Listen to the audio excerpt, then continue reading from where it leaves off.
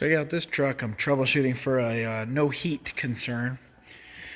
If I got a no heat, first thing I want to do is determine if the engine's up to operating temperature or not.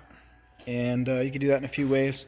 You could feel the radiator hoses, or you can watch if it's got a temperature gauge. That would be preferred. As you can see, this would be right about the middle. So it's pretty clear it was up to operating temp. The way I would verify that is I would grab a hold of that bottom hose. It should be hot. I'd grab a hold of this top hose. It should be hot. If they're both hot, that indicates hot coolant is leaving the engine, going through the radiator and being cooled, and then entering back into the engine. That's really telling me that the thermostat is open. And the thermostat is just a simple mechanical device. When it gets up to operating temperature, the wax melts and coolant flows. If you have a hot hose and a cold hose, that's an indication that coolant is not flowing. Your number one suspect would be a thermostat, and that'll be buried out here in the engine somewhere. More than likely, you'll follow your upper radiator hose like this one, and you'll see it's down in there too. Sometimes they're easy to get to. This particular customer told me his complaint. He had already had a thermostat done by a different shop. I just do work on the side. I'm not really typically for hire, but this is a neighbor. So I said, let me look at it. And I verified hot. And the next big thing is to find your heater hoses that go into your heater core. And this is where I expected to find a problem. Hot, and I was expecting this one to be cold, right? As you can see. If one of them is hot and one of them is cold, that's an indication you're not getting any coolant flow through your heater core. And I was going to bet my bottom dollar that was my issue, but to my surprise, it was hot, meaning coolant is making it in through the heater core. If it was hot-cold, my next step would be actually to troubleshoot this heater control valve. I have this wired up right now just to hold it open, just to be sure that my heater control valve was functioning. So this little lever right here, I'm going to pop the wire off right now. Okay, so this little lever right here will control the flow of coolant. So I was doing some testing. I found a couple of interesting things. One, this vacuum line is not getting vacuum, which I was initially pursuing that. But when I wired it open and I still didn't get coolant, I still didn't get hot air inside, I kind of changed my diagnosis. So if you check this out, it's kind of torn apart now. But basically, I would turn on the heat. We'd get ambient, meaning lukewarmish, similar to the ambient temperature outside. I would turn on the AC, and the AC would work well. AC's blowing cold, heat's blowing lukewarmish.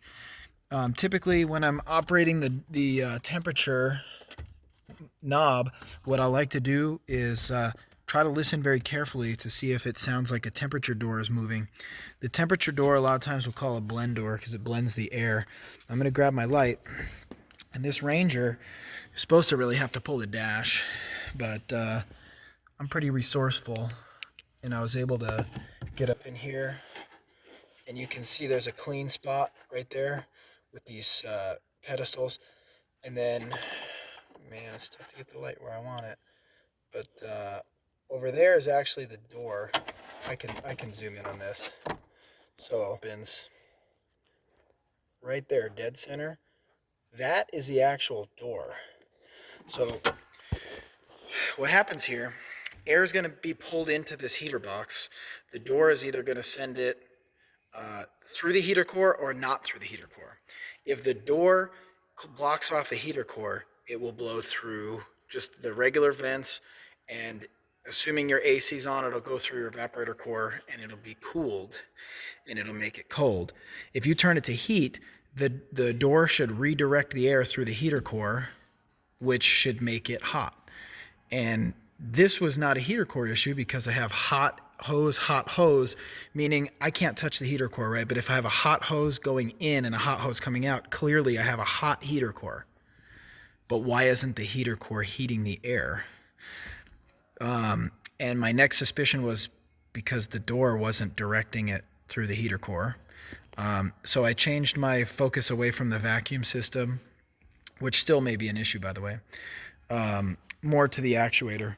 So I was able to sneak this actuator off, and a lot of times I find these gears damaged. Most of the time I don't waste any time really pursuing the actuator.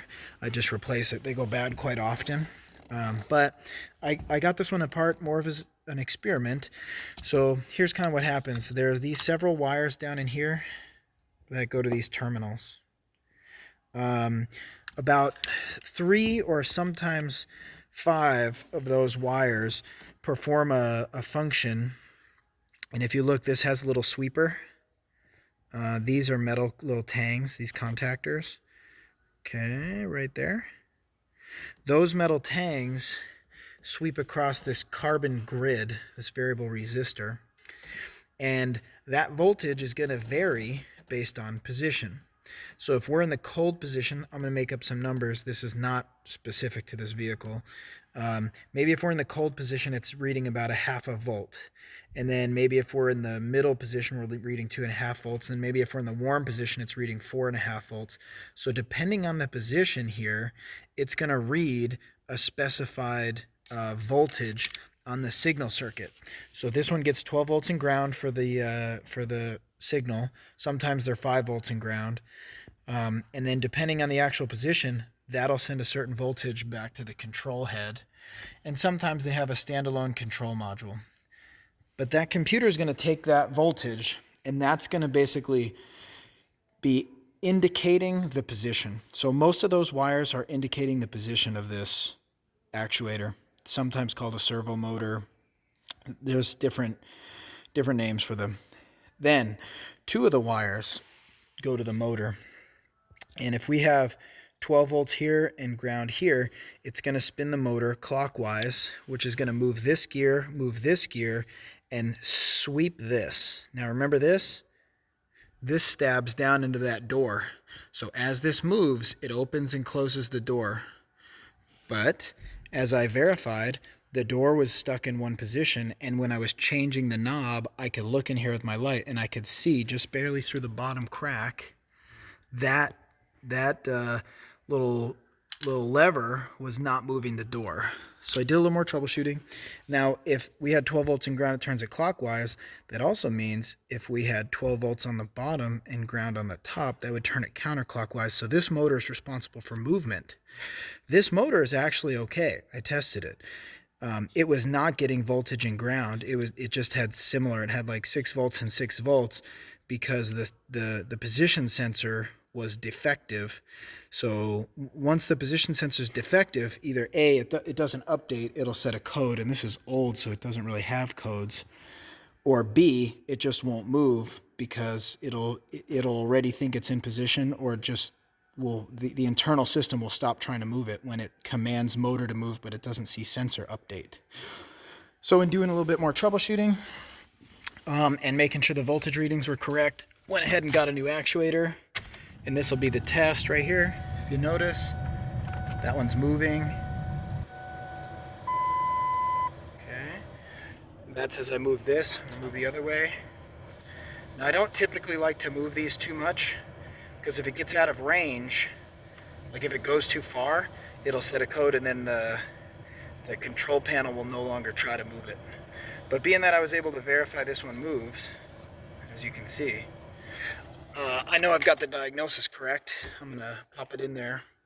And I was able to manually move the door, so we want to make sure the door is not seized. And the door moves clean. We just had a bad actuator. This would be a relatively cheap repair. This customer was quoted $1,500 to, it was a misdiagnosis by another shop. They needed to pull the dash. In fact, technically it calls to pull the dash to do that actuator, but that's kind of why my hands are torn up. You can sneak it out very carefully. And so I'm gonna hook it up, but hopefully that helps. It's not a heater core or a coolant problem. It's an actuator in this case.